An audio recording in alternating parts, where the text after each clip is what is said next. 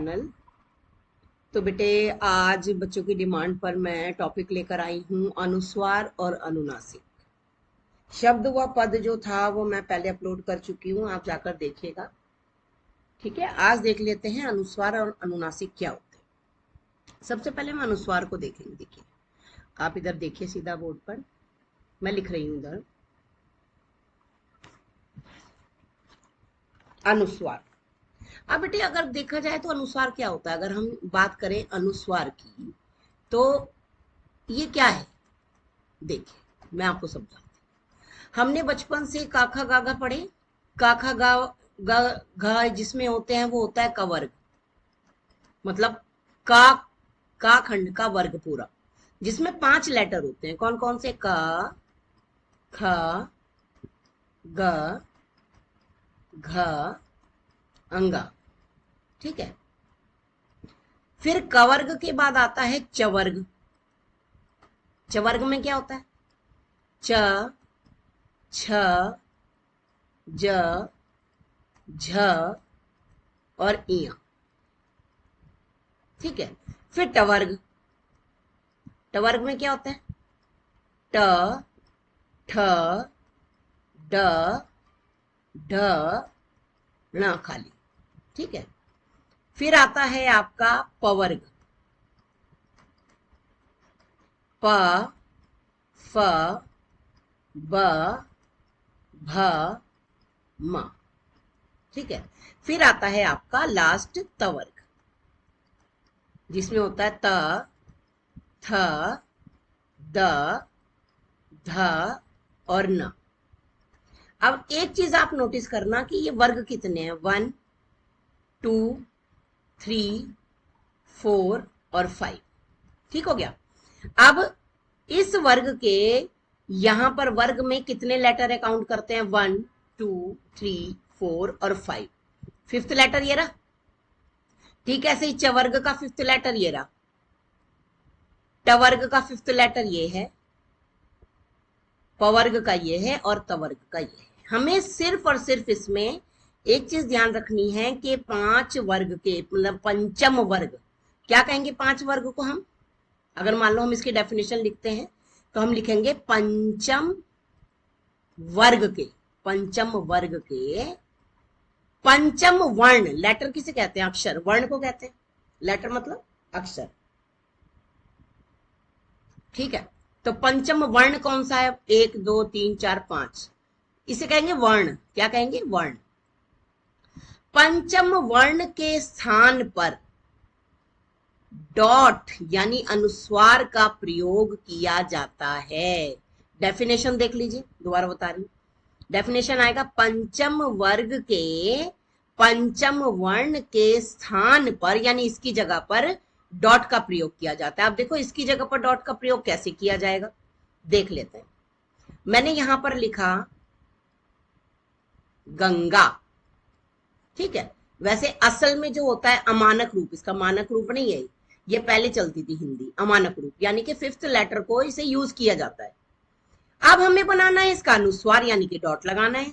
तो हम क्या करेंगे, इसको फिफ्थ लेटर को हटा देंगे और इसके फिफ्थ लेटर के जो पहले वाला लेटर है इसके ऊपर डॉट लगा देंगे। क्या लगा देंगे बेटे? देखो एक बच्चों को ना यहाँ बहुत कंफ्यूजन रहता है कि मैम जो ये डॉट लगना है ये कहाँ लगना है, आगे लगना है, इधर लगना है, कहाँ लगना है। तो बहुत ही सिंपल एक तरीका याद करने का है कि पंचम वर्ण के बराबर वाला, यानी पहले पंचम वर्ण से पहले जो लेटर आता है, यानी कि जिस लेटर के बाद पंचम वर्ण आता है, दोनों तरह से कर सकते हैं, उसी लेटर के ऊपर अनुस्वार लग जाता है और इसको हम हटा देते हैं, ये नहीं लिखते फिर।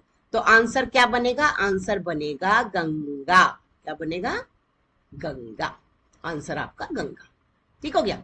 अब दूसरे को देख लेते हैं। अब च वर्ग का पंचम लेटर ये रहा, मैंने लिखा चंचल।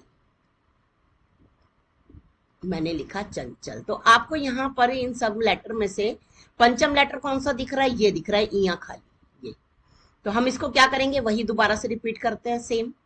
इसको हटा दिया और हमें डॉट कहां लगानी है? जिसके बाद पंचम लेटर आया है उस लेटर को पकड़ लो और उसी के ऊपर लगा दो अनुस्वार। तो आंसर क्या बन जाएगा? आंसर बन जाएगा चंचल। आगे समझ में? नेक्स्ट को देख लेते हैं, ये है, ठीक है। मैंने कहा मैंने उसको दंड दिया, ठीक है, दंड दिया। तो इसमें फिफ्थ लेटर ये है, इसको हटाया। जिसके बाद फिफ्थ लेटर आता है उस लेटर को पकड़ा और उसी के ऊपर अनुस्वार लगा दिया। तो आंसर इसका बन जाता है दंड। या गणतंत्र होता है ना, उसमें भी इसी को यूज करते हैं, फिफ्थ लेटर को। और उसकी जगह क्या यूज करेंगे? उसकी जगह यूज करेंगे अनुस्वार, यानी कि डॉट। ठीक हो गया। माँ को देख लेते हैं। मैं कहूंगी मेरे बाग में चंपा चमेली के फूल हैं, ठीक है बेटे। तो चंपा में माँ जो है वो आधा है, यानी कि ये, तो इसको हटा दिया, चा को पकड़ लिया जिसके बाद ये लेटर आया था और उसी के ऊपर लगा दिया हमने डॉट। अब ना को देख लेते हैं, ठीक है। ना क्या होता है? जैसे मैंने, देखो बेटे, ना और मां को जोड़कर भी एक लेटर आता है। मैंने लिखा संबंध।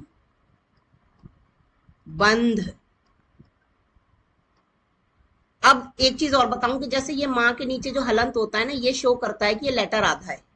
तो हम इसको डंडा अगर इसका हटा भी दें, चलिए हम इरेज करके देखते हैं इसको। मान लीजिए, इरेजर नहीं आ रही है इसकी,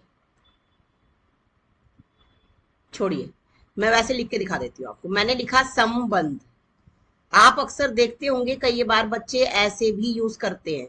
ये अमानक रूप होता है बेटे, मानक नहीं होता। आजकल की हिंदी में मानक रूप चलता है।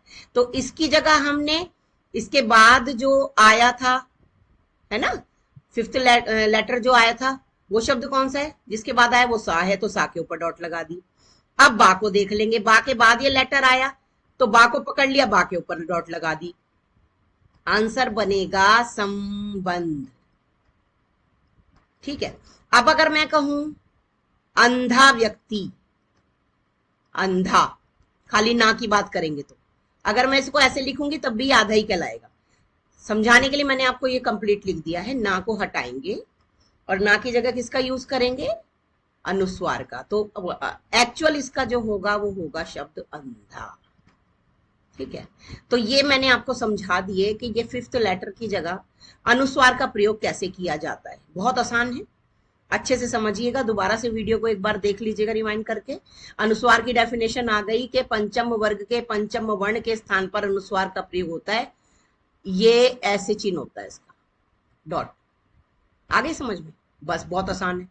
अब मैं आपको दूसरी वीडियो में समझाऊंगी कि कई बार ऐसे लेटर दिखते हैं, मान लीजिए, तो इस वर्ग में अगर कोई लेटर उससे मैच नहीं करता तो वो अनुस्वार नहीं होता, ठीक है। मिलती हूँ दूसरी वीडियो में, तब तक के लिए अपना ध्यान रखिए। एक बार वीडियो को अच्छे से देखिए। शुभ रात्रि, बाय बाय।